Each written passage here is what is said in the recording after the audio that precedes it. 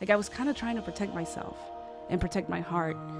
But at the same time, I wanted to also kind of hold on to hope, because I was like, well, what if for some miracle she's born and everything's okay?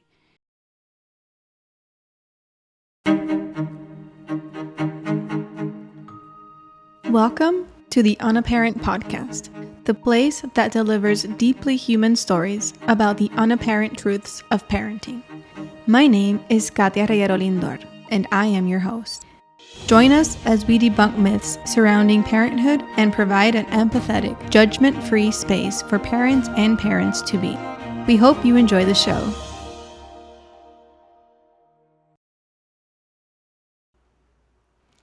Hello, everyone. Welcome back to another episode. Today will be a little bit of a heavier episode since we will be talking about loss. Our guest today has very generously obliged us by coming on and telling her story. So thank you, Maribel, for being willing to be vulnerable with us. And we hope that all those parents who may really need to listen to this episode feel seen and understood. So Maribel, welcome. And to start things off, I want to give a apology because my daughter's obsessed with Encanto. So if I call you Mirabel ever, that is my bad. I know your name is Maribel, but I'm watching Encanto on repeat. And so it's all Mirabel in my household. You're not the first one, so okay. No worries. Muchas gracias por invitarme. Thank you so much for having me on. And I'm here and I'm ready to share. Awesome. You're a podcast host yourself, correct? I am. And you are also Latina, so we have that in common. So that's awesome. I'm really excited to have you on today. Yeah, no, thank you. I've had the privilege of being on a few podcasts, but as a producer and host, I had my own a few years ago, 2018, actually. It's been a while now. So I started that quite a few years ago now.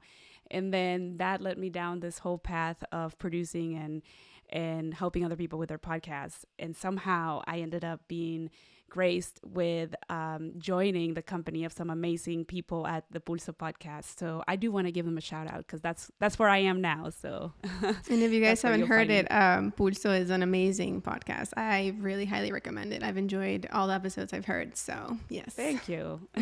Thanks for the shout out.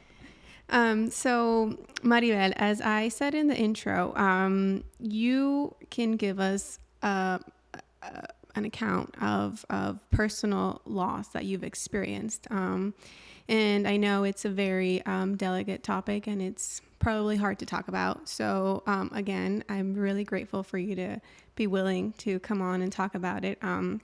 But it can be a little bit of a taboo subject. And I don't know if it gets talked about enough. And I know there's a community of women particularly who really need to hear that they're not alone. And that, there's a community of us out there who are supporting you even if from afar and even if we don't know each other personally.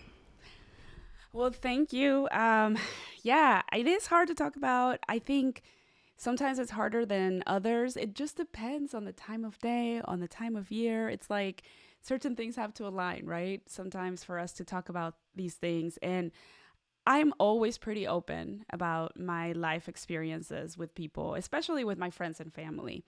I mean, there are things that I talk about publicly on the podcast, on interviews, social media, but there are other things that you don't necessarily always want to talk about. And so I'm glad that I have the space here to talk about this particular experience, though I have shared a lot of it on a specific episode of the Pulso podcast. I do still think that there's an ongoing conversation around this topic that we just don't spend enough, I guess, time around actually dealing with. And there are so many people out there who go through this or similar things when it comes to loss in parenthood. Mm-hmm. Yes, absolutely. I listened to that episode of yours on the Pulso podcast, and I was very touched. I was bawling my eyes out. And also because you're such a great narrator, I've got to really give that to you. I don't think everyone can tell their story the way you did.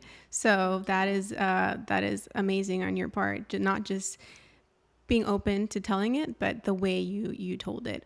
So if you wouldn't mind, I don't want you to feel repetitive. Obviously, everyone who wants to listen to that should go to the Pulso podcast and hear your narration of it. But to whatever extent, you're able and willing, could you tell us a little bit about that experience? So, well, where should I start? um, so, okay, let's start here. In 2019, I found out I was pregnant in the summer. And we were very shocked because we were not exactly planning anything yet. So we were shocked, but that shock quickly turned into excitement. So we were really excited. And a few weeks later, probably about 6 weeks later, something like that. No, I'm lying. I'm sorry. When I found out I was pregnant, I was about 4 weeks pregnant. And then about 3 weeks after I found out, I realized that I was having a miscarriage. I didn't just realize it. It's like I had this feeling. I had some weird symptoms. Went to the doctor. They couldn't find a heartbeat. They were like, you're going to have a miscarriage. And they gave me the option of we can induce the miscarriage, which is an abortion, which is now illegal in many states, or, has you have a lot of trouble trying, getting that. So that was back then. That was my option. They could induce the miscarriage so that I could have an abortion, or they could just wait it out. We could wait it out. I decided to wait it out. And so that's I've never stopped to think about why I decided to wait it out. I just realized, like, why did I decide to do that to myself? Because I don't know if I recommend that. But that's what I did. And so we went ahead and waited out, and it actually didn't take that long. I think I was still trying to process the situation, and then before I could really fully process it, it started. And I'll never forget that we were sitting at the closing for we were selling my first condo, and we were sitting at the closing of it, signing paperwork, and I had to go to that. And I was bending over in pain while my husband was just sitting there next to me, like, didn't know what to do. Like, he was like holding my hand, rubbing my back. And I was just like barely able to move the pen on the paper. I was in so much pain. And, got through that. And the miscarriage happened. Obviously, it was super, super devastating. Was, as I'm sure a lot of people who have dealt with this understand and know. And so after that, I was like, okay, well, maybe we should try, maybe we should see what happens again and see if we can do this. So we did, and we got pregnant. I got pregnant again a couple months later. So a couple months later, I was pregnant again. And this time we were kind of like a little bit more cautious about just being optimistic, but not necessarily being super excited. And that's actually what led me to record my experience, because I had that miscarriage. I felt like I was having this weird, like, out of body experience in the next pregnancy. And I was just thinking, I'm gonna journal, I'm gonna journal my thoughts and my experience. I'm gonna record some voice memos of what I'm going through and what I'm thinking about. And it was kind of therapeutic for me. So that's what I started doing. And I started recording this experience. And then we go in for the first ultrasound about 7 weeks in, and we find out that we're having twins. So we're like, oh my God, we're going to have twins. This is incredible. Like, this is wild. My husband and I couldn't believe it, but we were super excited. And then it almost felt like this gift, this like next chance, new opportunity. Not that you can ever replace a child, right? Or you can ever replace a pregnancy that you've had, but it almost felt like God was like, here you go, here's, you get two. You get two. And so we were just excited, but also terrified. and and then here we are. We start the process of, okay, we start telling our family and friends, like our close family and friends, uh, and we but we still kind of kept it under wraps with most people. We just kind of shared it with some close friends and family. And then here comes my 13-week or 12-week appointment where you hear the heartbeat for the first time. And so I remember like waking up thinking it was Christmas. Like I was so excited to hear the heartbeat for these babies. And we show up when she does like the Doppler, and we start hearing the heartbeats. But the doctor was like, you know what, one of them's a little faint, so let's just get an ultrasound just to be careful, just to double check. Like she wasn't concerned. So we got an actual ultrasound, and then I just remember the ultrasound technician was like, I gotta go get the doctor. And the doctor came in, and she was like shaking. Like she looked like she was almost in shock. It was weird. And so she just said, like, flat out, there's a problem with baby A. And everything else just like, I don't know. I think I blacked out. Mm-hmm. I just started bawling. And so from there, we had to go to a specialist, and we learned that well, at the time we didn't know the sex, but we learned that the baby had a condition called anencephaly. And anencephaly is this birth defect that basically makes it difficult for a baby to develop their brain, like the entire brain. So the babies are oftentimes born with half of their brain missing, or sometimes even more. Um, and that means they can't really survive outside of the womb. So as we go to the specialist and we're learning this, it was kind of a nightmare, because then I had to think, okay, what's gonna happen to my other baby? And then like the focus shifted to how do we protect the other baby too. And I start reading all these articles and trying to figure out if I can connect with other people who have been through this experience. And there have actually been quite a few experiences or quite a few people who have shared these experiences on the internet. And thank God for that, because I was able to feel some hope when I started reading these stories, especially of twin births, where people had twins and one of them had anencephaly, but the other one had survived. So I like started holding on to that. And yeah, that was my first trimester of pregnancy. Wow. I mean, and that fear that you have for the second baby, to survive, that is so hard.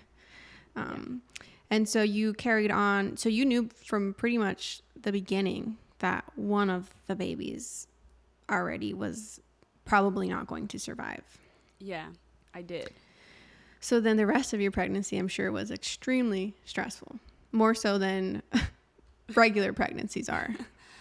Yeah, I mean, I think to say that I had like a pretty traumatic pregnancy is the least I can say. Like An understatement. Yeah.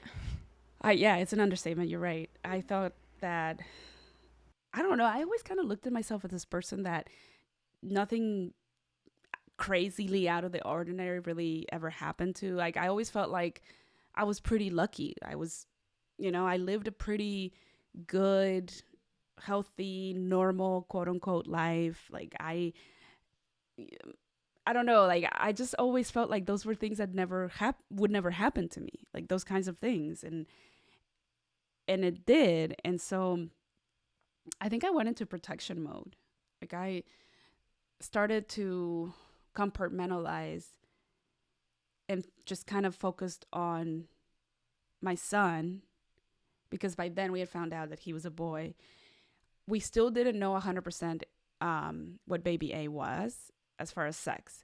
We didn't learn that till much later, but because we couldn't see just the way that everything was positioned. And so it was, I kind of just started focusing on him more.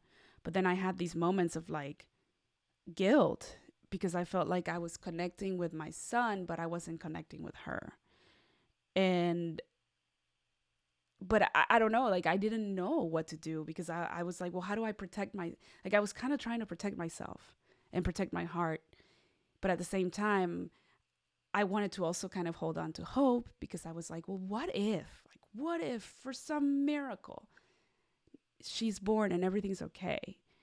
But then I would go to the ultrasound appointments and I would see it with my own eyes. I could see it because there were always 3D appointments. So we had to go every 2 weeks. We had to get an ultrasound.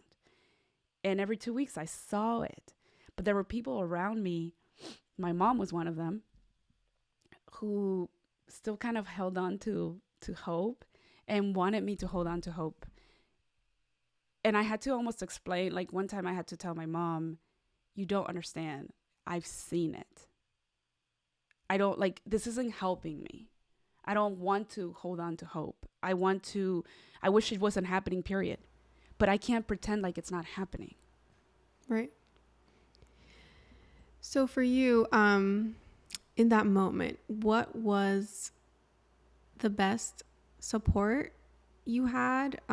What form did that take? Or what did you wish you had at that moment? And this is for all those partners and family members who might listen and need to know how best to support, their partner, daughter, sister, whoever it may be going through this.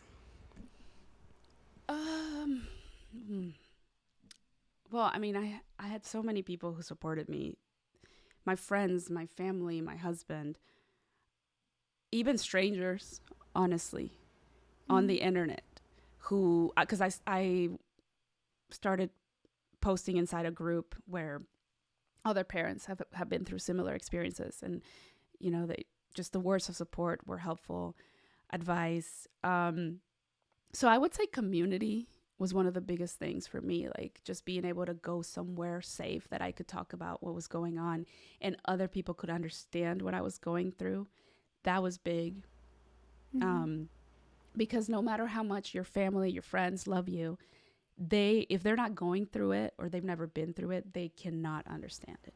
Right. And sometimes you just need to talk to someone who does. So I kind of like allowed myself to have those conversations with people who I really barely knew. And sometimes it was easier to have the conversations like that. So I talked to grief doulas.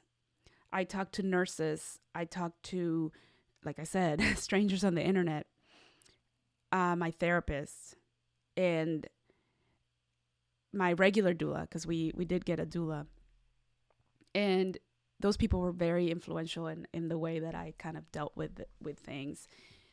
I talked to my husband, but even when you're talking about grief and you're both going through grief, that's the weird part. It's not that easy to talk to your partner when you're both going through a very similar thing, or where you're both experiencing the loss together, because they're going through their own stuff. And there were times that I didn't really feel like he understood what I was thinking or what I was feeling. And I think that he was always just trying to protect me and trying to protect us. And I was trying to protect the babies. And for men, I don't know if I'm making like a generalization here because I'm not a doctor. So, take it with a grain of salt. But I do think from my experience that sometimes men don't fully understand or comprehend the effect that pregnancy has on us, and the bond that we start forming with those babies from the beginning until they're born. Absolutely. My husband has told me that he didn't feel any connection with the baby, obviously, because he's not growing a baby inside of him until he has her in his arms, and that's when the connection started for him. I mean, and I'm not saying it again, as you say, every father, every man is the same. But I think in general, we can say that because biologically we have that connection where we're growing the baby, it's different for us. That connection starts from the get-go. In most cases, I know some women don't feel connected to their babies, but in I would say a majority of cases, we do feel that from the beginning. So that I can imagine how difficult it is to grieve something that you're not feeling in the same way, possibly. Yeah. And you did say that your mom, while I'm sure she was a huge support, she had ways that kind of didn't help you, which was it mainly just the holding on to hope and saying, you know, maybe there's a possibility, or what would be the big like don't for you know, family members to really stray away from? Oh man, I wish I knew you were going to ask me that, because I have a list. I actually had written a list out because I wanted to share it with people at some point, but I just haven't been there, right, mentally. But I mean, I would say one of the things is not to pretend that it's not happening. Like, please don't do that. Please don't pretend like the loss isn't happening or nothing is wrong. That's one thing that people sometimes who are of faith rely very heavily on. They rely on their faith so hard that they want to tell you that you just need to trust the process and that everything's going to be okay because you just need to have faith. But the thing is, sometimes bad things just happen to people. And holding on to faith during those times may help somebody, but it might not help everybody. And so just because something works for you doesn't mean it's going to work for the other person. And that was very hard for me. It would make me really angry when people would be like, everything happens for a reason. Yeah. It's not the and moment I just want to be like, no. Like, why would this happen? To this day, I still don't understand why it happened. And I've talked to my husband about it many times. Like, because I would say that of both of us, he's the one most connected to his faith. And he told me, I still don't know why it happened. Even though he has a much stronger connection to his faith, and you would think that maybe he felt like, you know, more reassurance through that. He even told me, like, I still don't really know. I'm still trying to figure it out.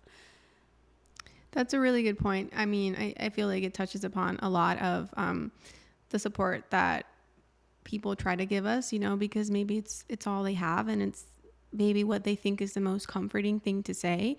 Because at the end of the day, nobody knows why things happen, really, you know. No. And you might have, you know, super strong faith or really strong connection, you know, to God or whoever is your, you know, higher power. But there are moments where that's not comforting, as you said, to you, for example, because even though you may be able to intellectualize what they're saying, you're still grieving and it's still hurting, and you really don't know what the reason may be, and you might never know. And that's just really hard to, I think, come to terms with as someone going through the experience you were going through. So I think as family members and, you know, outside support, it's really important to understand that sometimes the best way to support people is, as you say, it's not acting like it's not happening or acting like there's this greater reason that it's happening. You might genuinely believe that, but maybe don't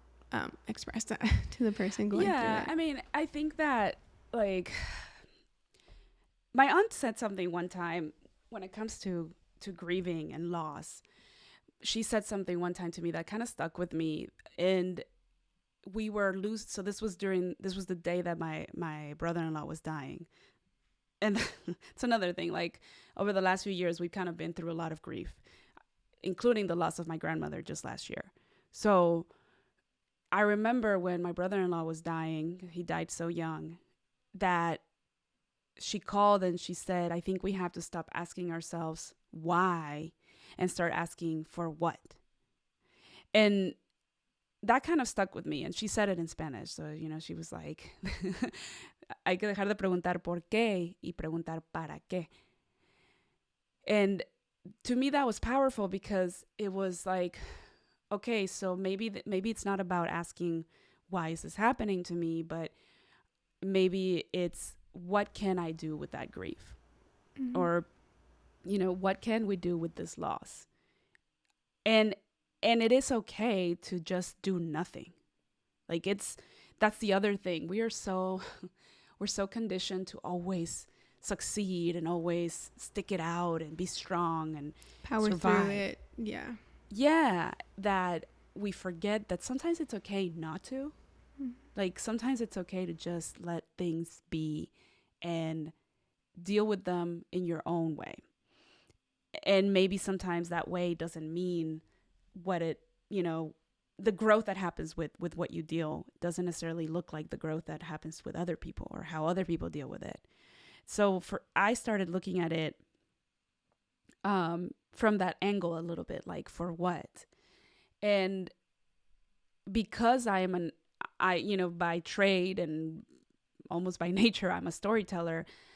I think I started looking at my experience as an opportunity to just kind of share it with others and let others not feel so alone, help them kind of know that many of us are going through it or have gone through it. So that was kind of like my para qué, was to share my story. I don't know that I've helped a lot of people. I don't know that I've actually made anybody's life easier or better, but if I can at least, if I have at least touched someone's or in a way made them feel less alone, I think I've done something for my daughter. I think the para qué is also like helpful in the way that I've looked at it, because I stopped focusing so much on the why me or why did this happen, and started to focus more on like just let myself be sad sometimes too. Because sometimes maybe that's why, maybe it happened too because I needed to be able to process other things, other traumas in my life. I mean, who knows? I really don't have the answers. Right. I mean, I'm still trying to figure it out. I don't think we maybe ever have the answers or are supposed to. But as you said, I think obviously grieving is a unique process for everyone. Not everyone grieves the same. Not everyone is able to grow from it in the same way. And just, I think in general, grieving is just, it's so personal. There's no right way to do it. And it absolutely is okay to just feel it out, grieve and not do anything. I think there's such a big focus on just productivity and like not feeling sad and just this toxic positivity where like something good has to come about everything. And it's just like, no, as you said, sometimes bad things just happen. And yeah, we deal with it, but that's in our own way. Maybe I'm like sad for like 5 years, I mean, hopefully not for your own mental, well-being, but sometimes you just have to be sad, and society is so uncomfortable with that. It feels like it's like your life has to at least appear good and perfect, even if it's not. And it's like, we're human. We go through human experiences, and that means we are going to be sad at times. I think people don't want to talk about loss or grief in our society because it makes them uncomfortable, like you said. And so we are conditioned to not want to be uncomfortable. We're conditioned to always want to like supersede and be on the good side of things. I've learned that with grief and loss, like from my brother-in-law, my grandmother, my grandparent, losing both of my grandparents before that. I've learned that you never really fully get over losses like that. And that's just normal. I think that's another thing we have to be okay with when it comes to losing a loved one. Like, you never really truly get over it. You just learn how to live differently. And when people would ask me like, how are you doing? Are you okay? So I mean, just to give you context, the next 2 trimesters of pregnancy were up and down, like just just up and down like a roller coaster. There were days that I cried a lot. There were days that I didn't. There were days that I felt really genuinely joyful and happy, and many times that I felt connected to both of them. And then, of course, this was in 2020, so the pandemic starts in March, because my second trimester was January, February, March. And then here comes my third trimester, April, May. No, something like that. Point is that pandemic, I'm like year. Almost done. Yeah, I'm almost done with my second trimester when the pandemic starts. And when I tell you that like that shot my anxiety up through the roof, it was wild. I had a panic attack because I started to feel like the walls were closing in. And at that moment, I felt like I couldn't protect the babies anymore because I was worried that we wouldn't even be able to feed them. I was worried that I couldn't get enough food because people were running to the grocery stores, lining up and like emptying shelves. And when you're pregnant and you know you need to eat for 3, like that just sends you into a spiral. So I started meditating. So that was something that really helped me. I started meditating. I made the commitment to myself to wake up every morning, Monday through Friday, and I would meditate live on Instagram. Because what else was I going to do? I couldn't go anywhere. I couldn't see my friends. I couldn't see my family. Couldn't travel. We were in complete isolation, especially because Doug and I were very serious about making sure that we were both healthy. We didn't want to, I had already been sick. Like I had a cold. And when you're pregnant, having a cold is the worst because you can't take anything. Yeah. So it's really annoying. I didn't want to have a cold, of course, but I definitely didn't want to get COVID. So we were really strict about staying, kind of away from people. And the only thing I had was meditation. So I was like, okay, how am I going to really stick with this? Well, I'll share it with everybody. I'll do it with people and see who wants to join me. I just posted and I said, if you want to join me, I'll be meditating every morning at 7 a.m., I think, or something like that, for 10 minutes. So I'd get on and I'd meditate for 10 minutes on live and people would join me. And we would just, I would kind of do the guided meditation. I would guide people and guide myself through it. Not that I'm a meditation expert, but I have learned throughout many years of kind of practicing on and off and learning from other teachers. So I have the skill sets and I was able to really hone in. And that took me I think I did it for 30 days straight. And it really, really helped me. It was so powerful to the point that when I was in the delivery room, after I gave birth to the twins, you know how when they give you the epidural, I don't know if this happened to any of you, but when you come off the epidural, sometimes you shake. I was shaking. I've heard of that. Yeah, I didn't have an epidural, but I've heard that happens. I don't know. When I came off the epidural, I started I was freezing. It's almost like something happens with either adrenaline or I don't know what it was, but I was shaking and they put multiple blankets on me and they're trying to keep me warm and my teeth were rattling. I was shaking so hard. And I asked my husband if he could walk me through a meditation because I didn't know what else to do. And he sat at my feet and held my feet and just walked me through a meditation. Wow. And it helped me. I was able to go somewhere and calm down and then it kind of just even things out and I felt completely better afterwards.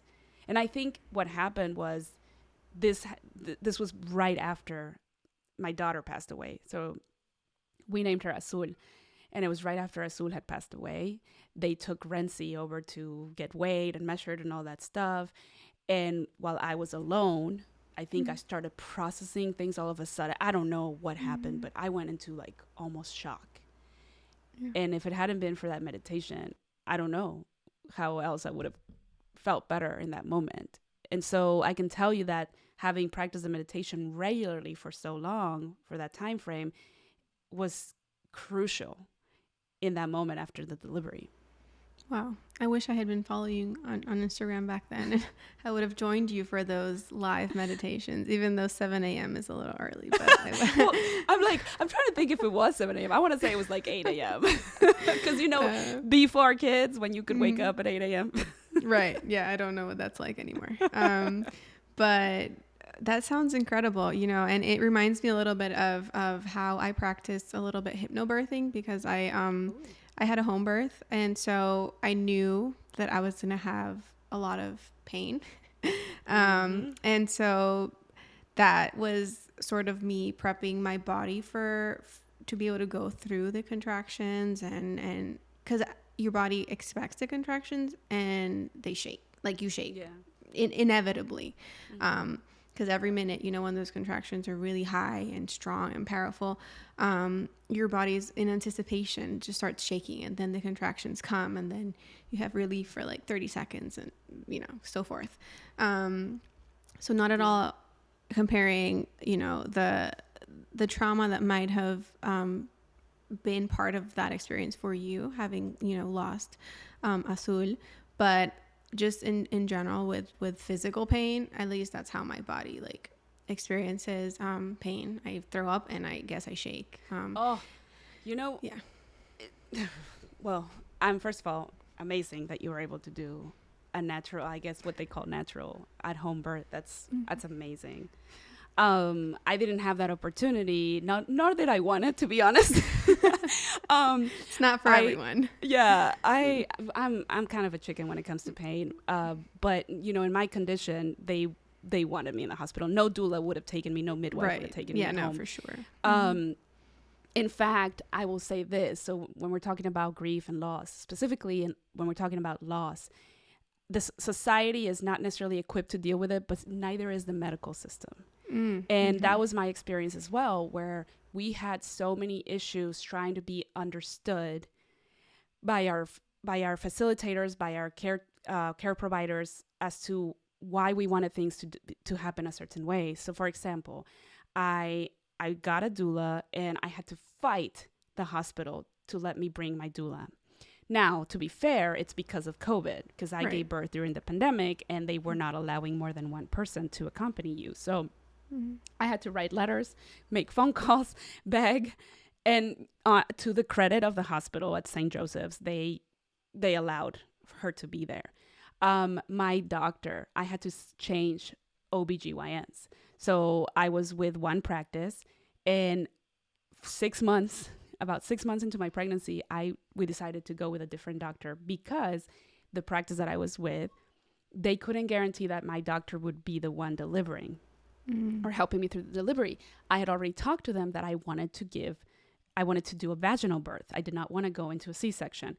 And everything that I read, and I started to get very educated on this, they were telling me, you got to make sure you're working with a doctor and they're very clear in your plans, because they will be quick to just be like, oh, this is too hard, let's go ahead with the C-section. Yeah. And I didn't want that. I wanted to genuinely give it a try. And so they couldn't promise me that my doctor would be there. And if my doctor wasn't going to be there, then I didn't have that rapport. And I wanted to trust that they were going to be with me in that moment, because it was going to be so difficult. So I had to I changed practice, which a lot of people wouldn't do. And I had to be a huge advocate for myself. We went with another doctor and a practice that was able to offer that, you know, more of that attention that I needed. And they were amazing. So I actually worked with a midwife and the OB. The OB, they're a couple, so it's kind of cool that they work together. Yeah. And not only that, but the hospitals have rules. When you're a high-risk pregnancy, a lot of times they won't even allow you to do a vaginal birth, or they will make you deliver in the OR, especially if they're twins or multiples. They'll make you deliver in the OR so that in case anything goes wrong, they can quickly, you know, do whatever they need to do. My OB is so amazing that he talked to the director of the hospital or whoever he had to talk to, and he came in that day that we checked in, and he said, I talked to them, they're going to let you give birth here. Wow. I didn't even have to switch to the OR. But these were things that I had to like continuously strive for and plan for, and I had to talk to them about it a million times. You know, please, Dr. Herbie, I need to make sure that we can deliver in the room. I don't want to go into the OR. I want to be in a very calm scenario. I don't want to be in high stress. You know, I brought in my diffuser and music, and Doug had a fan, and we did the whole, like we made the room personalized your room. Yeah. But I noticed that there was, for a lot of it, you have to be your own advocate. And that was my experience. And I'm sure that is the experience of so many people, because there's just not a system set up for that. It's almost like they want to just crank it in and crank it out. And let's be honest, many, many, many, many people cannot afford to just do a home birth or to work with a midwife or to work with a doula. And so They have to go to the hospital and they have to work with whatever OB they're given. And they don't get those choices. But I want people to know that they do have a right and they do get to choose what doctor they want to work with, and they do get to choose how they want things to evolve. Now, of course, a lot of things had to align for me to be able to do all of that, but I had to push for that. And I think that maybe that's another kind of thing that came out of that experience, was that I'm able to tell people that you can be your own advocate when it comes to birthing. I'm so happy you brought that up, because you know, you had a particular set of circumstances that were already really hard going into it, you know, additional to giving birth, which is hard. Let's face it, you know, it's women do it every day, but it doesn't mean it's not hard. And even for, you know, not high risk pregnancies, or, you know, not situations where it's particularly difficult because of your grieving process, right? That you knew you were inevitably going to have to be going through. But hospitals are businesses. And as you say, unfortunately, not always is your desires in how you want to give birth, that's not necessarily respected. And that's not, it's not easy to go about that, especially if it's like your first time and you don't know you have these rights and you don't know that you can advocate for yourself. And maybe you went into it not knowing that you were going to need a doula or someone to advocate on your behalf, especially in those moments when you're like in labor and you're in so much pain that you can't really think of anything at that moment. So it's like you need someone there that's on your side, that's advocating for what you want. And I think not everyone has those clear expectations prior to going into labor that you had, that you were, you know, incredibly probably just strong-willed and had very, very clear with what you wanted, like clear with yourself. And you were able to advocate for yourself. And as you said, things aligned and everything. And you were able to find a really good doctor. I think that's huge. Not just a good doctor, but a good doctor who followed you know, what you wanted. And that's so important. I'm so glad you brought that up. And yeah, I was able to have midwives, you know, and that was one of the main reasons. I was also COVID, birth. And it just felt more personal. I felt like I was just one more patient in the list of the doctors going in and out, and I wouldn't have that personalized, you know, attention that I really felt such a big life occurrence requires. You know, you're giving birth, you're giving life, and it's so important to be treated like what you're doing is not just something else on the list of doctors to like check off, you know. It's huge. And for you particularly, you needed that system and that support, and I'm happy that you were able to find people in the medical field who respected that.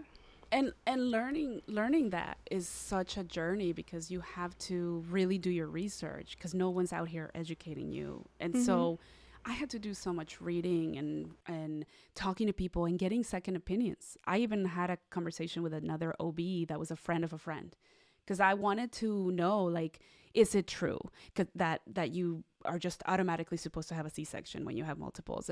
And they were like, no, that's not true. We just have to work with the right doctors. And obviously the circumstances have to align. The baby has to be head down, like a lot of different things. But that was, for me, that was very eye-opening. I don't know why I was so hung up on that, but first, it was just really important to me. Because I've known women who have gone through C-sections and have seen them, how hard the recovery was for them, that I just didn't want to go through that. I didn't want to have to grieve a loss of a child, be a new mom, and then also be dealing with the recovery of a major surgery at the same time. Absolutely. But I have to say that, like, postpartum, that's a whole nother I'm going to bring you back too. for an episode of postpartum, because I have a lot to say about that too. And I can imagine that you probably have even more to say. what a journey. I think we all do. I think so. And nobody talks about it enough. Nobody talks about it enough. That is where my podcast was born. In my postpartum stage, where I felt so alone and like I didn't have anyone to talk to about this. So thank you for bringing that up. And I will be bringing you back to talk about postpartum. So thank you again so much for coming on today and talking about, you know, your journey and being vulnerable with us. It means so much to me. And I hope, you know, everyone out there listening, you don't feel alone. Thank you for inviting me and giving me the space to share my story. I hope that people feel enlightened, but also realize, like we said, that they're not alone. And I hope that it helps people in some way. If you want to reach out, feel free, because I'm always happy to give you the resources that I've learned or that I've shared, I'm always happy to share the resources that I have with people on how to go through these kinds of things, or what I used or what was helpful to me. I'm happy to share that with people. Thank you, Maribel Quezada. I will be posting all of your information because you are such an incredible resource. So thank you so much again, and we'll talk very soon. Gracias, and thank you for listening to this episode of the Unaparent podcast. If you enjoyed this episode, be sure to subscribe as we release a new episode at least every month with an exciting new guest. Be sure to also follow us on Instagram for all the Unaparent content you never knew you needed.